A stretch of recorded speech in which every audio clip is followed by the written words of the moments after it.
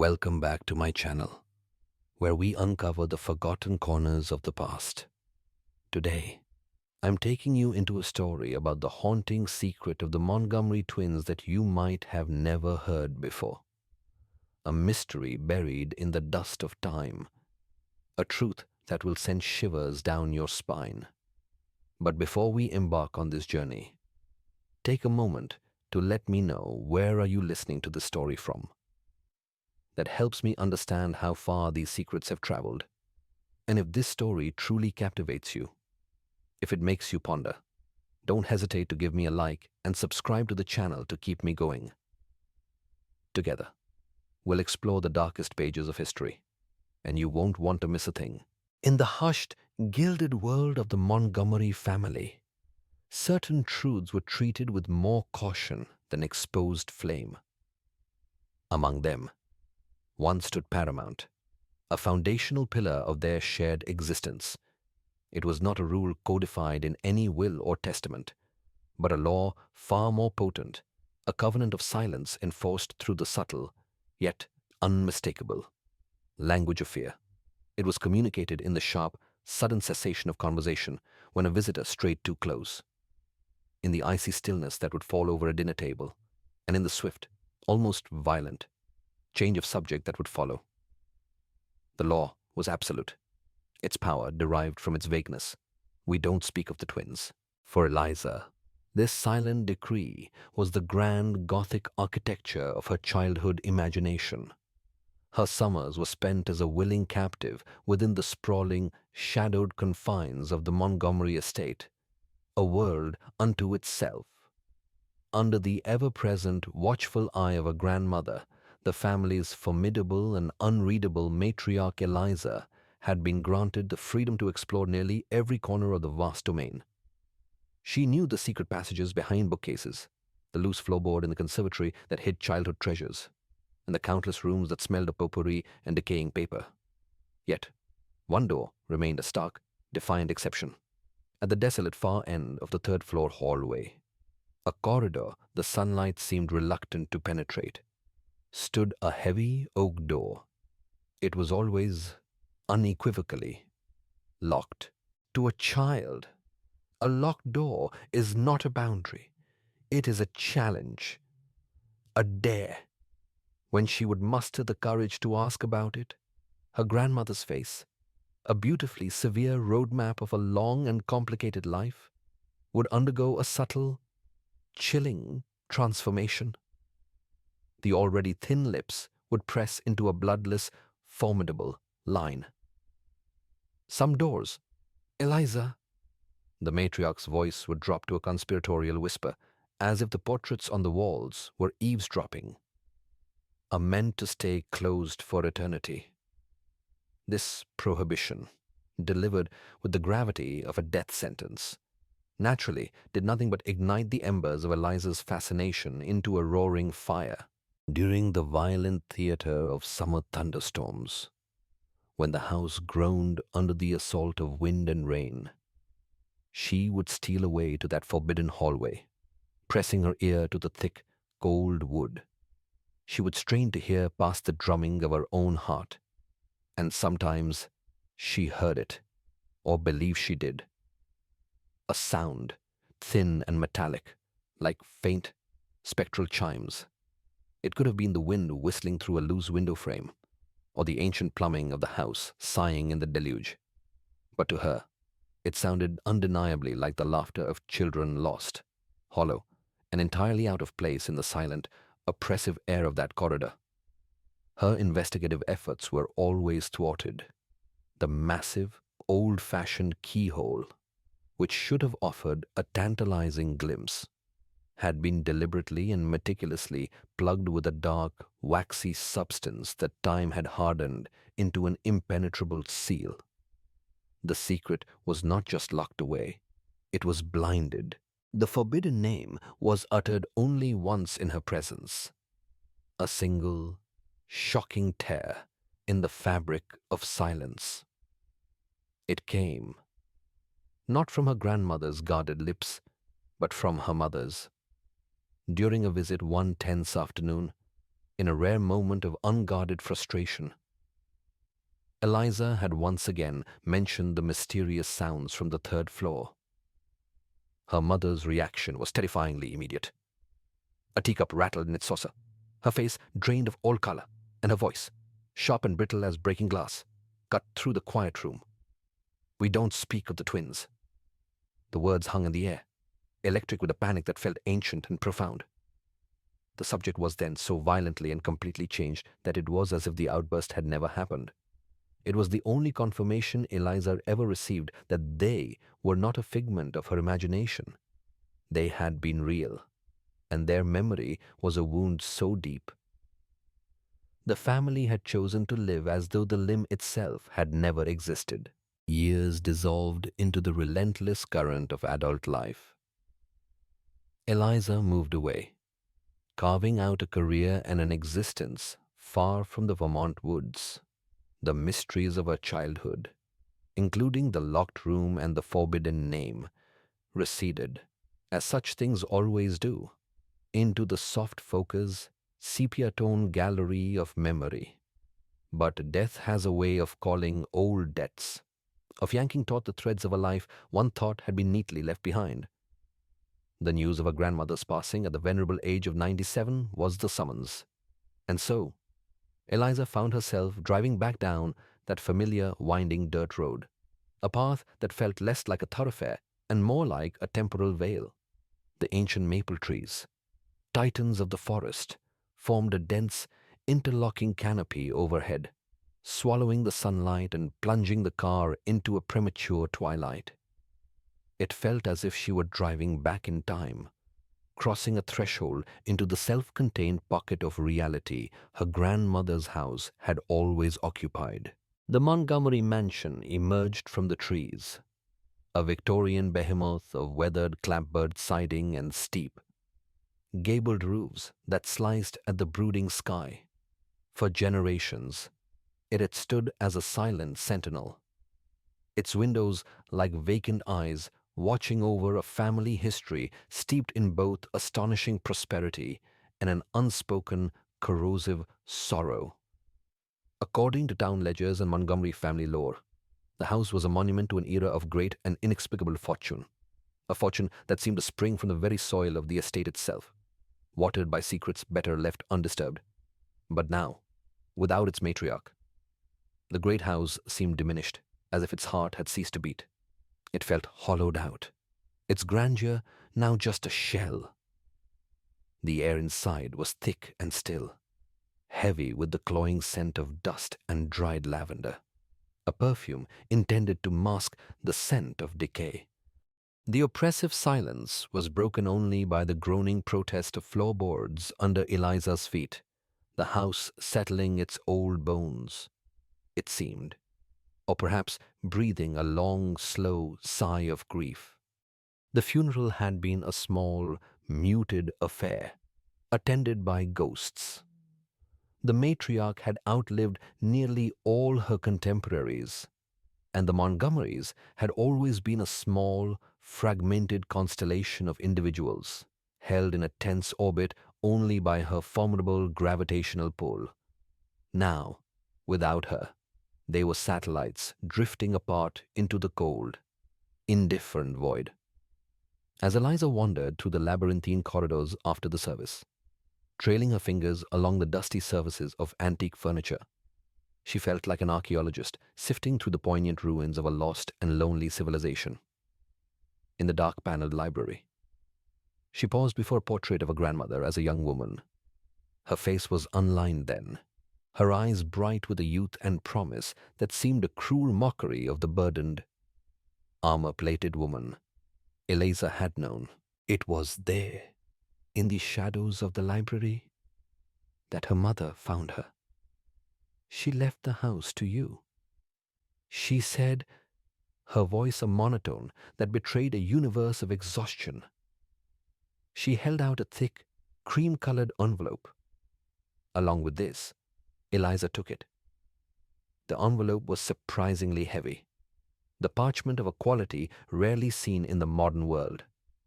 It was sealed with a disc of dark, blood-red wax, and pressed into the seal was the matriarch's signet ring, an intricate, unsettling design of intertwining roses, their thorns rendered in sharp, vicious detail, seemingly choking the beauty of the blossoms. It was a family crest that spoke more of struggle than of peace. The object felt talismanic, a relic from a time of deep secrets and binding ceremony. With a tremor in her hands she could not control, she broke the seal. Inside, resting on the folded letter, were two items. The first was the key. It was not a simple, modern instrument, but a thing of ornate, tarnished brass, a skeleton key in the most literal sense. Its head was a complex filigree of scrollwork, its shaft long and slender.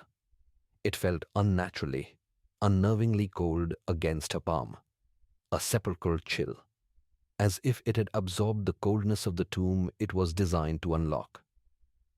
The second was the letter, its contents penned in her grandmother's famously precise and elegant script. The controlled beauty of the handwriting was a stark, terrifying contrast to the chaotic confession it contained. My dearest Eliza, it began. If you are reading this, then I have passed from this world. The house is yours now, along with all its secrets. I've carried this burden for too long, a weight I cannot and will not take with me to my grave. The key enclosed will open the locked room on the 3rd floor. What you find there may disturb you, but I believe you deserve to know the truth that has haunted this family, the truth that has shaped us all. Forgive me, Eliza, forgive me for the silence. And be careful. Some doors, once opened, cannot be closed again. Eliza read the letter 3 times, her heart hammering against her ribs. Each word landed like a physical blow. Burden, secrets, truth. Forgive me. It was a posthumous scream, a desperate message sent from beyond the grave, and it promised to unravel the very fabric of her reality. That night, after the last of the distant relatives had departed and the house settled into its familiar, nocturnal chorus of creaks and groans, she stood at the foot of the grand staircase, the darkness of the upper floors seeming to pool at the top like a waiting abyss. The brass key was a heavy, cold weight in her pocket, a tangible link to the heart of the mystery. A direct command from the dead, one part of her, the part conditioned by a lifetime of averted gazes and hushed warnings, wanted to throw the key into the deepest part of the forest, to let the secrets of the house rot along with its timbers. But another, stronger part of her, the part that still remembered being a curious child with her ear pressed against a cold oak door, knew it was impossible. The truth was waiting, locked away just 2 flights above. The house itself seemed to be holding its breath, waiting. And Eliza knew, with a certainty that was both terrifying and exhilarating, that she would not sleep until she met it. The decision, once made, settled in Eliza's soul with the weight of destiny. There would be no retreat. The silence had held its reign for nearly 3/4 of a century, and its time was over. With the cold, ornate key clutched in her hand like a weapon, she began the ascent. It was more than a climb up a flight of stairs. It felt like a pilgrimage into the heart of a family wound, each step taking her deeper into the past. The air grew colder as she rose, thinner, and carried a stale, undisturbed quality, as if the oxygen on this floor had not been properly breathed in decades. The floorboards, which had merely creaked below, now seemed to groan in protest under her weight, their voices a chorus of warning. She reached the desolate end of the 3rd floor hallway, the place where the cheerful light from the rest of the house seemed to die, leaving the final door shrouded in a permanent, gloomy twilight. She stood before it for a long moment, this slab of heavy oak that had served as the silent, unyielding guardian of the family's greatest secret. Then, with a breath she didn't realize she'd been holding, she slid the brass key into the lock. It turned, not with the grinding protest of rusted, neglected metal, but with a surprising, well-oiled ease that was, in itself, deeply unsettling. The clicks of the tumblers releasing was unnervingly loud in the profound silence, a sound that echoed like a gunshot in a cathedral. The door swung inward on silent, patient hinges, revealing a room that time had forgotten. A scene bathed in the sterile, silver light of the moon pouring through a single, grimy window. The air that wafted out was not foul, but it was ancient. It carried the faint, cloying scent of lavender and something else. Something she couldn't quite identify, the dry, papery scent of decay.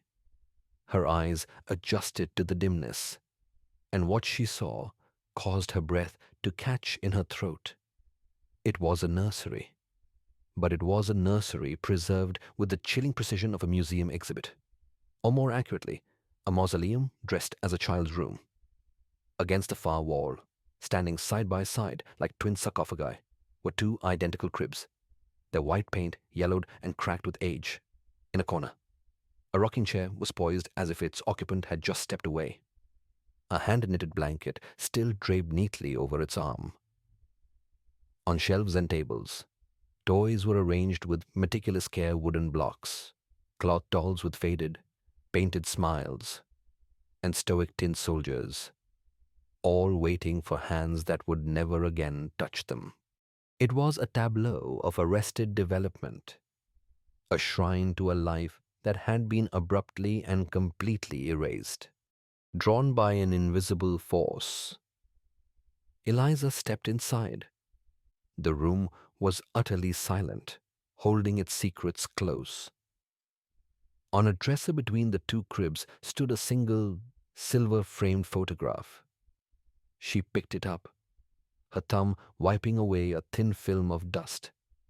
The image showed her grandmother, much younger, a ghost from a bygone era, holding two infants wrapped in identical white blankets. She was smiling, but it was a brittle, desperate performance of maternal joy.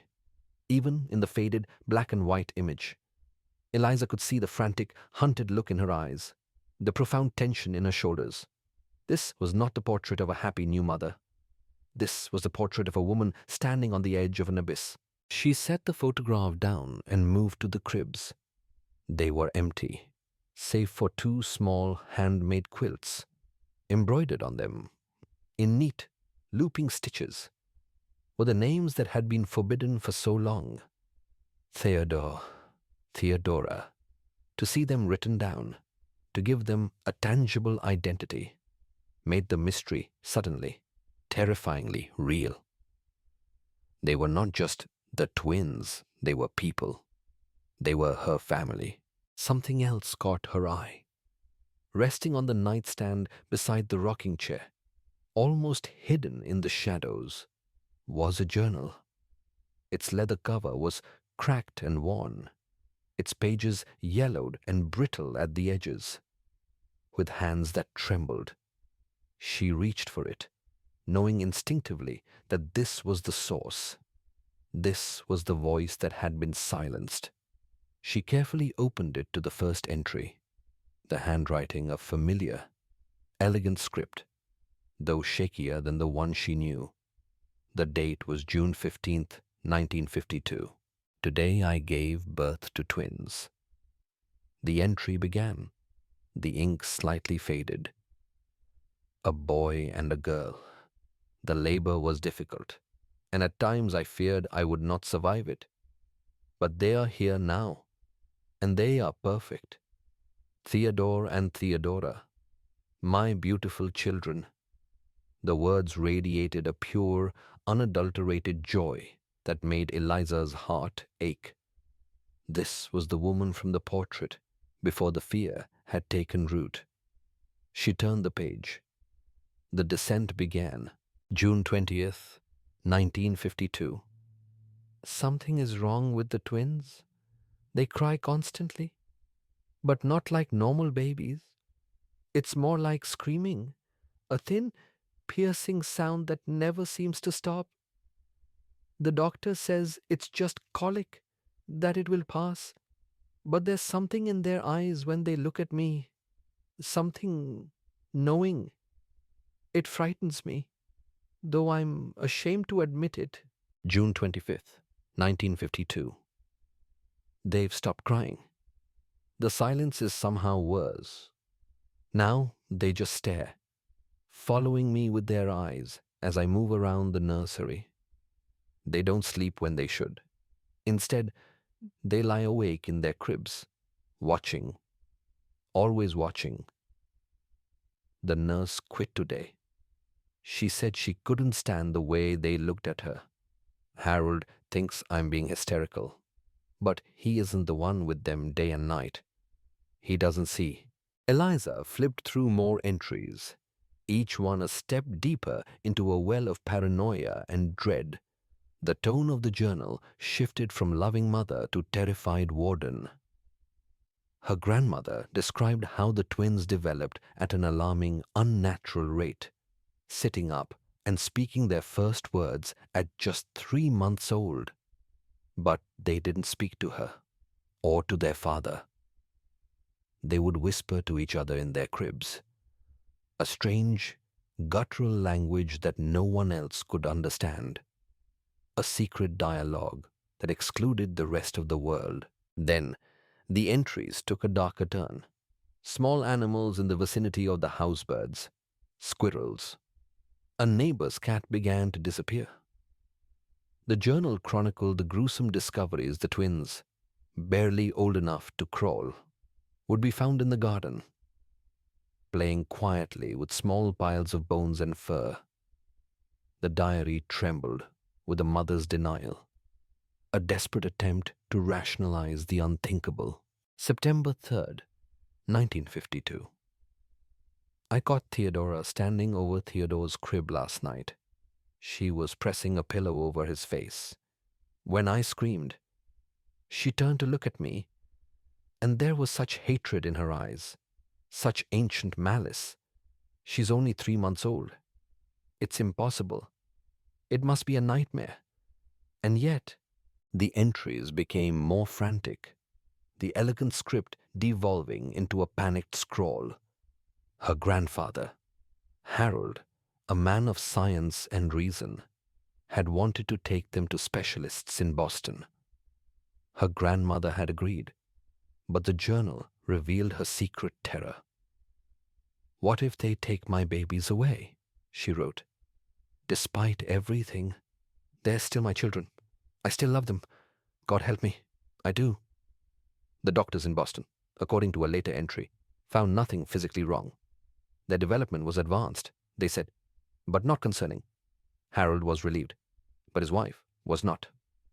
"I know better," she wrote. "I've seen what they do when they think no one is watching. The way they communicate without speaking. The way small animals die in their presence. There's something inside them. Something not right. Not human." This was the moment the story pivoted from a tale of a troubled family to one of outright supernatural horror. The grandmother began documenting strange occurrences within the house itself, phenomena that centered around the nursery. Objects moving on their own, voices whispering from empty rooms, shadows that seemed to move against the light, and always the twins at the center of it all, watching with their identical, dark, unreadable eyes. November 28th, 1952. Harold doesn't believe me.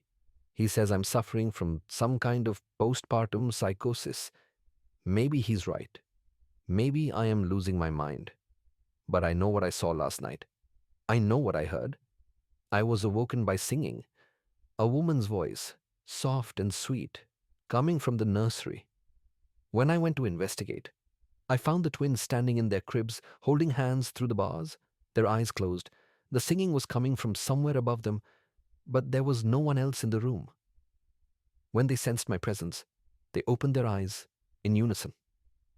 "Grandmother is coming," they said together. Their voices were one. "She wants to play with us." My grandmother has been dead for 12 years. Eliza's hands were shaking so badly she could barely hold the book. The next entry was dated nearly a month later.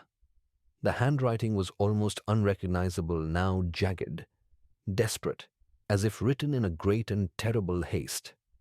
December 24th, 1952. Harold is dead. They killed him. I know they did, though the police are calling it an accident. He fell down the stairs. They say broke his neck, but I heard them giggling afterward. I was lying in bed, paralyzed by fear, and I heard them from their room, a sound of pure, malicious joy. I heard them say, "One down. I can't stay here, but I can't leave them alone. They're my children, my responsibility. God forgive me for what I'm about to do." Eliza's blood ran cold. She turned to the final entry, her heart pounding a deafening rhythm in her ears. It was dated Christmas Day, 1952. It contained only 8 words, a sentence that was both a confession and a cry for help, a statement that explained nothing and everything all at once. "It's done. May God have mercy on my soul." The journal ended. Eliza slammed it shut, a cloud of ancient dust rising from its pages. Her mind was reeling, a maelstrom of horror and disbelief. What was it? What had her grandmother done on that terrible Christmas day? The silence of the nursery no longer felt peaceful or preserved. It felt accusatory, charged with the energy of a horrific, unforgivable act. The neatly arranged toys seemed to watch her, their painted smiles now twisted into mocking leers. The truth she had sought was infinitely worse than any secret she could have imagined. And she knew, with a certainty that chilled her to the bone, that this was only the beginning. The journal fell from Eliza's numb fingers, landing with a soft thud on the dusty floorboards of the nursery. The silence that rushed back in was no longer empty. It was thick with unspoken horrors, populated by the ghosts of her grandmother's words. "It's done. May God have mercy on my soul." The phrase was a verdict, a confession, and a curse all rolled into one. But what was it? What final desperate act had her grandmother committed on that terrible Christmas day in 1952? The thought that she might have harmed her own children was a chilling possibility. Yet the preserved nursery, this shrine of grief, suggested a more complex, agonizing story. If they had died, by a hand or by some other means, why weren't they buried in the family plot beside the grandfather they had allegedly murdered? A new, frantic need for answers seized her, eclipsing the initial shock. This was no longer about satisfying a childhood curiosity. This was about understanding the very foundation of her family's sorrow, the source of the poison that had evidently seeped through generations. The journal was one piece of the puzzle, a deeply personal, terrifying account. But there had to be more. There had to be records, documents, something tangible beyond a terrified woman's diary. Her mind raced, sifting through the architecture of the house, through the geography of its forbidden zones. The nursery had been one, and there was another. The attic. The attic had always been off limits, deemed unsafe due to its age and cluttered state. Now, Eliza realized it was likely forbidden for the same reason as the nursery. It was a tomb, not of bodies, but of memories the family wanted to keep buried. She found the narrow staircase hidden behind a cleverly paneled wall in a hallway closet, a design meant to be overlooked. As she ascended, the air grew thick with the smell of aging wood and decaying paper. The beam of her flashlight cutting a nervous path through decades of dense cobwebs that hung like funeral shrouds. The space was vast, running the entire length of the house, its ceiling following the steep, skeletal pitch of the roof. Trunks and boxes were stacked in neat, obsessive rows. each labeled in her grandmother's precise, elegant handwriting. It was a meticulously organized archive of a life Christmas decorations 1960s, Harold's clothes, family photographs pre-1950. Eliza moved deeper into the cavernous space, her light scanning the labels, her heart pounding in anticipation. And then she saw it, tucked away in a far corner, almost as if in shame, was a large leather-bound trunk that bore no detailed description. On its lid, 3 stark letters were painted in faded black ink: TNT, 1952. Theodore and Theodora. The trunk was locked, but the same ornate brass key that had opened the nursery, the key to all the family's sorrows. It seemed fit perfectly.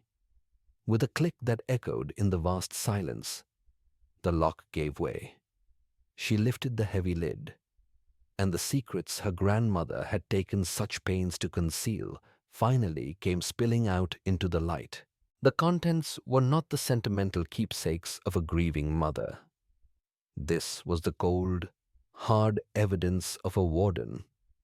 The first items she pulled out were a sheaf of official-looking documents bound with twine. They were medical records from a private and discreet sanitarium in Switzerland. The admission forms were dated January 3rd, 1953, just days after her grandmother's final, cryptic journal entry. The names were there in stock, clinical type: Theodore Montgomery and Theodora Montgomery.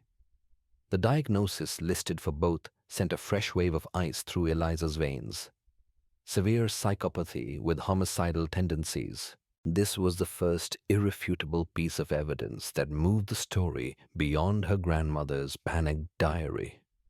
Here was external validation. Here was the truth of what she had done. She hadn't killed them. She had exiled them. Eliza's hands shook as she read through years of treatment notes. A devastating chronicle of failure. Various therapies and medications were documented, all apparently ineffective against the profound wrongness that resided within the twins. The final entry, dated December 1st, 1960, was as brief as it was chilling. It simply stated, "Patients deceased following unsuccessful experimental treatment." Here, Reamer's script becomes nearly illegible, the pressure of the pen almost tearing the paper. I recorded Arlan's reply verbatim, a confession of such profound metaphysical horror that it redefined the nature of their work entirely. Arlan had looked at him, his gaze as calm and steady as ever, and said they were not drawn, they were transcribed. Reamer, confused, asked from where. Arlan paused, then delivered the final, bone-chilling revelation. From the bones themselves. They carry record better than ink. The last photograph showed them standing side by side in what looked like a sterile hospital room, wearing matching white gowns. They were holding hands, their faces completely expressionless, staring directly into the camera lens. They were not seeing the photographer. They seemed to be seeing through the lens, through time itself, directly at her. On the back, in her grandmother's handwriting, were 4 words: "The last photograph. May they find peace." She was about to close the trunk, overwhelmed by the sheer, calculated coldness of her grandmother's actions, when she noticed something else at the bottom. It was a small, leather-bound book, different from the journals. It looked older, its cover worn smooth from handling. When she opened it, she realized it was a scrapbook. Its tissue-thin pages carefully preserving newspaper clippings dating back to the early 1900s. And with that, the scale of the tragedy exploded from a single horrific family drama into a century-spanning curse. Each clipping, sourced from local newspapers across decades, documented a similar story. Twins born to the women of the Montgomery line. Their birth was always followed by unexplained deaths, mysterious illnesses that baffled doctors, or the twins themselves disappearing under suspicious circumstances. The pattern was undeniable, a macabre family tree charted in tragedy. The final clipping was her own grandfather's obituary from December 26th to 1952. It mentioned his surviving wife, Elizabeth, and his infant twins, but there was no mention of his other child, Eliza's mother, Margaret, who would have been 5 years old at the time. This new discrepancy, this casual erasure of her own mother from the official record of grief, was the final piece of evidence she needed. This was no longer a mystery to be solved alone. She gathered the journals, the medical records, the photographs, stuffing them into a canvas bag. She needed to talk to her mother. She needed a confession. She found her in the kitchen, sitting at the old wooden table with a cup of tea growing cold between her hands, as if she had been waiting.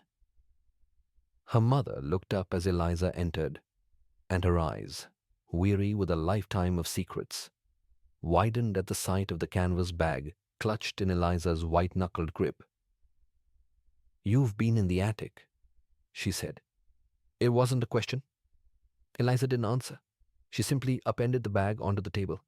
The journals, the Swiss medical records, the horrifying photographs, the scrapbook of death, the entire curated history of the family's damnation spilled out across the wood. "Tell me about them," Eliza demanded, her voice shaking with a mixture of grief and rage. "Tell me what happened to Theodore and Theodora." Her mother's face drained of all color as she stared at the items spread before her. For a moment, Eliza thought she might faint.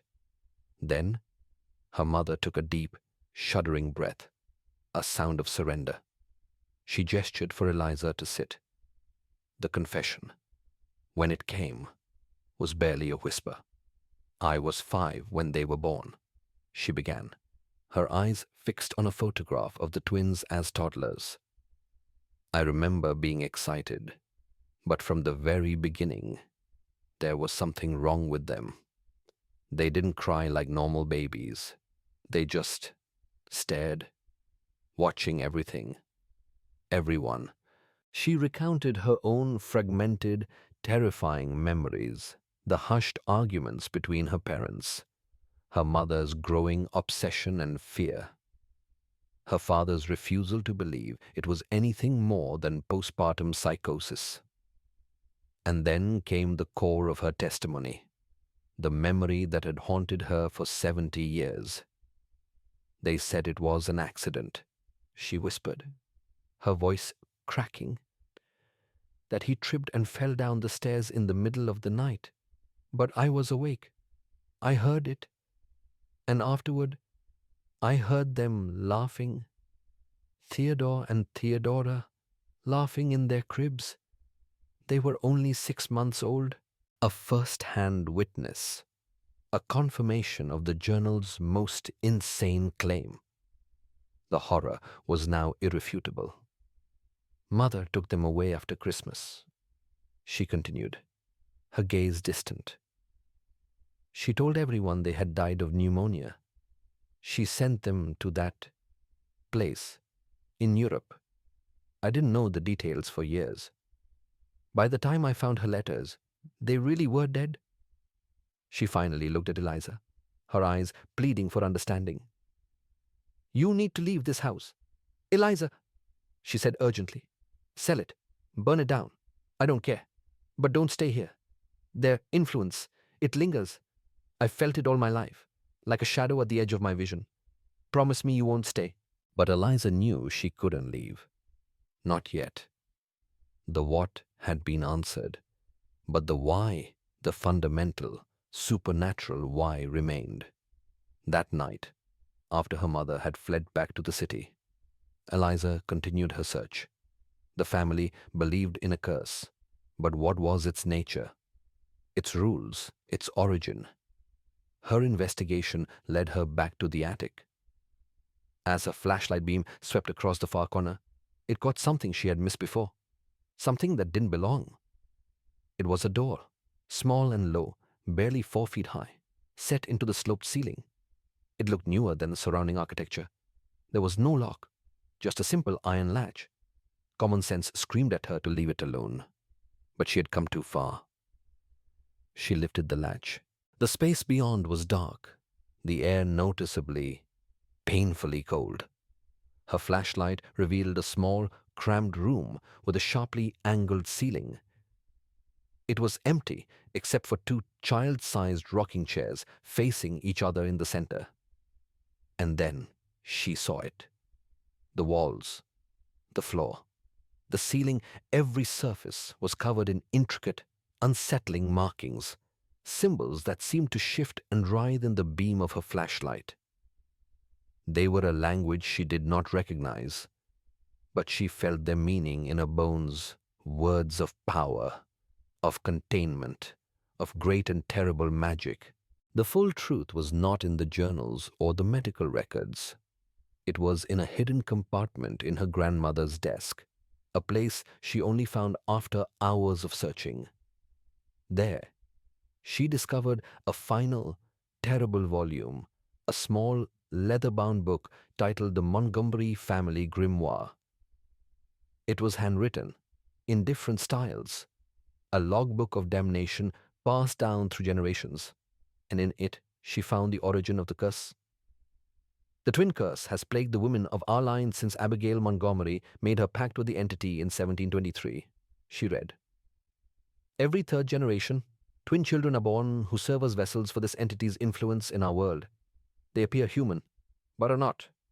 The only true protection is to end their existence. If this cannot be done, they must be bound using the ritual of containment. With a growing, sickening sense of dread, Eliza realized that the symbols in the small attic room matched those described in the grimoire. Her grandmother hadn't just exiled her children. She had performed a complex magical ritual to bind the malevolent entity that inhabited them to that tiny sealed space. But the grimoire contained one final, horrifying revelation. Such bindings were temporary. They required renewal every 25 years, or upon the death of the one who performed it. Her grandmother had died just over a month ago. The binding was weakening. The house was no longer just a house full of sad memories. It was a prison whose walls were beginning to crumble. The whispers she'd started to hear in the hallways, the creak of rocking chairs from the nursery. It wasn't her imagination. It was the inmates, stirring in their cell. The grimoire's final revelation left Eliza in a state of cold, active dread. The knowledge that the binding was failing, that the entity her grandmother had imprisoned was stirring, transformed the house from a place of sorrowful memory into an active, unfolding threat. Panic gave way to purpose. She knew she could not face this alone. There was only one person left who might understand the true nature of this war, her great-aunt, Catherine. Eliza found Catherine in her cottage, a woman who had chosen to live with the family's darkness rather than flee from it. There was no need for lengthy explanations. Catherine, the keeper of the old ways, had felt the shift in the atmosphere, the weakening of the ancient prison. "I've been expecting you," she said, her voice laced with a weary gravity. Inside the herb-scented cottage, Catherine laid out the final, horrifying truth. She confirmed the existence of the entity, the pact, and the ritual. Then she revealed the secret that dwarfed all others. "They are not different children, Eliza," she explained, her voice low. "They are the same entity, born again and again, a parasite on our bloodline. Your grandmother didn't just bind 2 malevolent children, she bound a single ancient being. The redefinition of the enemy was absolute. This was not a generational curse. It was a perpetual war against one immortal foe. They knew what they had to do. They returned to the Montgomery mansion, which now seemed to watch them with a palpable hostility. In the cramped, symbol-scribed binding room in the attic, they began the desperate work of renewing the ritual. As Catherine chanted the ancient words, the air grew painfully cold, and the two small rocking chairs began to move on their own. A chorus of childish, yet ancient, voices filled the room, mocking them. "You cannot hold us. The pact must be fulfilled." As Catherine drew a silver knife to offer the blood required for the seal, she turned to the grimoire for the final, binding incantation. Her face went white with horror. "It's gone," she gasped. The page was blank. The entity, patient and intelligent, had influenced events from within its prison, erasing the very words needed to contain it. The ritual collapsed. The glowing symbols on the floor faded into darkness. Their laughter, a sound of pure, triumphant malice, echoed around them as the binding failed completely. In the face of absolute despair, a desperate hope ignited. Eliza remembered her grandmother's nature. She would have prepared a contingency. A frantic search led them back to the nursery, now thick with a triumphant, malevolent energy, in a delicate porcelain music box. Eliza found the final clue, a folded note with a single sentence to end what began. "Return them to where they first came." As she read the words, the ghostly forms of the twins appeared in their cribs. She was too weak. They whispered in unison, their voices a chilling blend of child and ancient demon. "But you are not, are you?" Eliza. Her mind raced. Where had it all truly begun? Not in the nursery, but with the pact itself, with Abigail. "The mausoleum," she breathed. The entity's forms flickered with uncertainty, and in that moment, Eliza ran. She burst into the cold, stone silence of the Montgomery family tomb. The entity materialized in the doorway, blocking her escape. "You have no power here." It sneered. "You do not have the words." But Eliza had realized the final truth. The grimoire itself was a tool of the pact. To use its rituals was to play by the entity's rules. The only way to win was to overturn the game board entirely. She placed her hand on the cold stone altar where Abigail had made her terrible bargain centuries ago. "I don't need the words," she declared, her voice ringing with newfound authority. "I just need to unmake what was made. I, Eliza Montgomery, descendant of Abigail, do hereby renounce the pact made in 1723. I return what was taken, and I reclaim what was given. The debt is paid. The cycle is broken." A piercing shriek of rage and fear tore through the mausoleum as the twins' forms dissolved like smoke in the wind. The price, they wailed as they unraveled. "The price will be too high." "It's a price I'm willing to pay," Eliza stated, just as a blinding light filled the tomb. When it faded, the entity was gone. In its place stood the translucent spirit of Abigail Montgomery, her face etched with a sorrowful gratitude.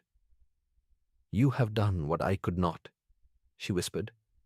"You have ended it." "What was the price?" Eliza asked. "Prosperity," Abigail replied simply.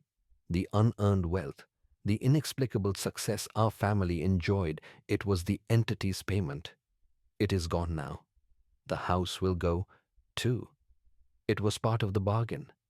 You are free, but you will be ordinary." With a final, sad smile, the spirit vanished. Eliza and Catherine worked through the night, gathering what few personal mementos they could. They built a pyre in the fireplace, feeding the journals, the records, and the dark grimoire to the flames, watching as centuries of pain and secrets turned to ash. As the first light of dawn crested the horizon, they drove away from the house. In the rearview mirror, Eliza watched as the great mansion, a monument to a cursed legacy, seemed to waver like a heat mirage. Then, between one blink and the next, it was simply gone. The road now led to an empty clearing, as if it had never existed at all. The story of the Montgomery twins, therefore, does not conclude with a simple victory, but with a profound and costly liberation. The haunting legacy was not defeated, it was nullified. The family's gilded cage, built on a foundation of supernatural debt, had to be dismantled completely to set its descendants free. Eliza was left with no inheritance, no ancestral home, only the terrifying and exhilarating prospect of a normal life. And in that lies the final, resonant truth. The ultimate triumph was not in gaining power, but in shedding it. It was the acceptance of an ordinary existence, free from the shadow of an extraordinary evil, driving away into the morning sun. Eliza knew that whatever the future held, whatever struggles she might face, she would be facing them as herself, alone. She would never have to live in a house that breathed with secrets, nor look into the eyes of her own child and see an ancient monster looking back. She would never, ever have to whisper the words that had defined her family's suffering. We don't speak of the twins. The cycle was broken.